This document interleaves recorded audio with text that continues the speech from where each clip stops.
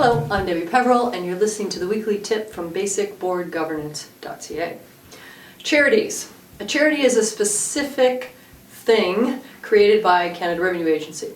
You are incorporated under Societies Act and you apply for permission to be considered a charity, and that permission is granted by Canada Revenue Agency.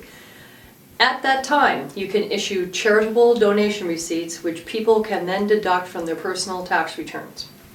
If you don't have a charity number, thou shalt not issue charitable donation receipts. You can issue a receipt for money that people give you, but don't give them the impression that they can deduct this amount from their tax return. A contribution can only be deducted if there's a charity number on the donation receipt.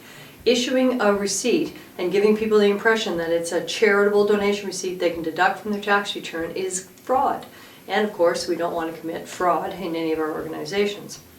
On a personal note, when you take a look to do your own personal income tax return, watch out for those organizations that have issued you a receipt and it says not to be used for income tax purposes. What they have said clearly, or not so clearly, it might be a small font on that piece of paper, is that the money you have given them is not a tax deduction. So they are being more or less upfront about it, although in my role as a tax accountant I get any number of people who submit those receipts to me thinking they can deduct them. So let's be clear, if you're not a charity, don't be issuing donation receipts and explaining to people that they can deduct them on their return. Thanks very much for listening. This was the weekly tip from basicboardgovernance.ca.